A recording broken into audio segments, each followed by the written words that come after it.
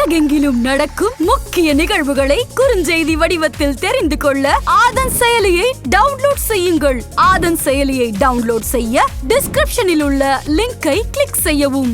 இவங்களுக்கு செவ்வாய் தோஷம் இருக்கு, அதனால தான் திருமணம் நடக்கலை அப்படின்வாங்க. செவ்வாய் தோஷம் இருந்தால் உண்மையாக திருமணம் நடக்காதா சார்? 12ஆம் இடம் என்பது அயன சைனஸ்தான் சொல்லுமோ, நேரடியாக சொல்லணும்னா அதை படிக்கத்தான். அப்போ இந்த இடங்களில் எல்லாம் செவ்வாய் இருந்தால் செவ்வாய் தோஷம் என்று ஒரு கதை கட்டப்பட்டு இருக்கிறது.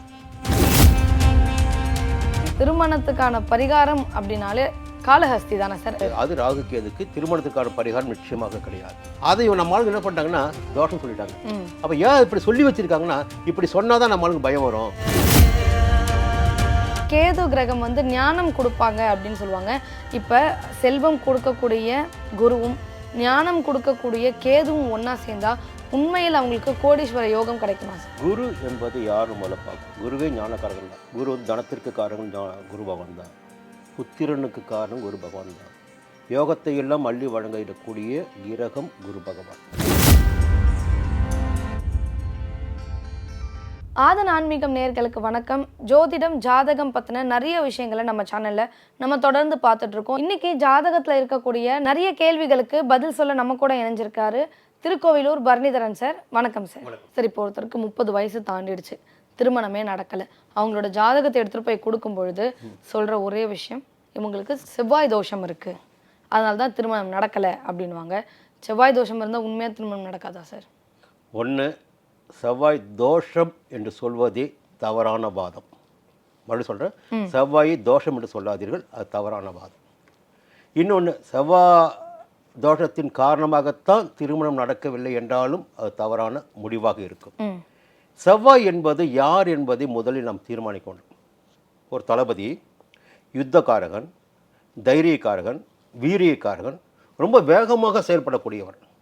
அவன் நினைச்சதை சாதிக்கக்கூடிய தளபதி அவன்தான் செவ்வாய். அப்போது ரொம்ப வேகம் இருக்கும். இரத்தக்காரகன், யுத்தக்காரகன். அந்த செவ்வாய் வந்து எந்த இடத்துல சொல்கிறாங்க செவ்வாய் தோஷம்னு? 2, 4, 7, 8, 12. இந்த 2ஆம் இடம் எது? குடும்பஸ்தானம். குடும்பஸ்தானத்தில் செவ்வாய் இருப்பவன் அதில் வேகமாக செயல்படக்கூடியவனாக இருப்பான். 4ஆம் இடத்தில் செவ்வாய் இருப்பவன் சந்தோஷத்தை அதிகமாக தேடக்கூடியவனாக, சுகத்தில் அதிகமாக ஈடுபாடு கொள்ளக்கூடியவனாக இருப்பான். சுகஸ்தானம். 7ஆம் இடம் கலத்திரஸ்தானம். அந்த கலத்திரத்தின் மீது அதிகபட்ச ஈடுபாடு உடையவனாக இருப்பான் 7ஆம் இடம்.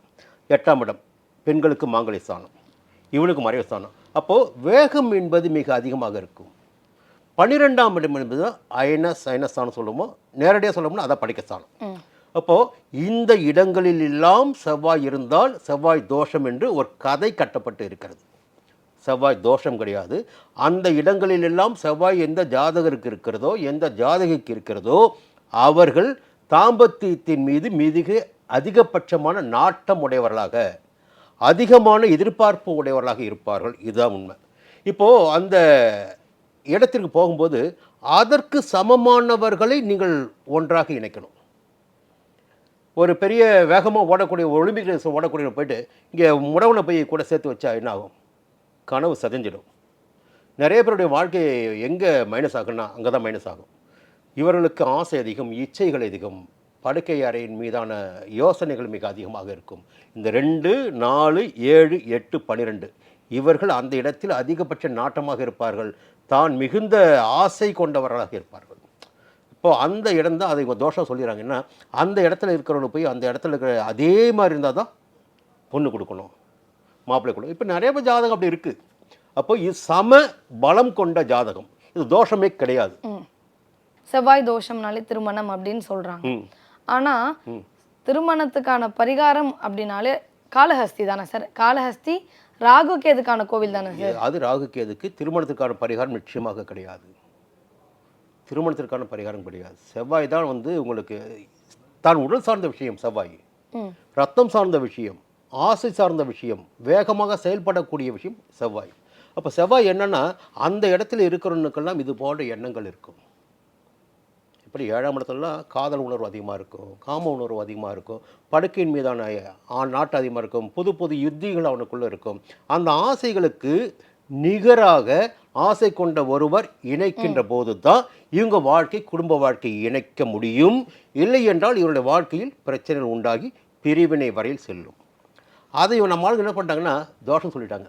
அப்போ ஏன் இப்படி சொல்லி வச்சுருக்காங்கன்னா, இப்படி சொன்னால் தான் நம்ம ஆளுங்க பயம் வரும். சம வலிமை கொண்டவர்களை ஒன்றிணைப்பதற்காக சொல்லப்பட்ட ஒரு புனைவு இது. ஓகே.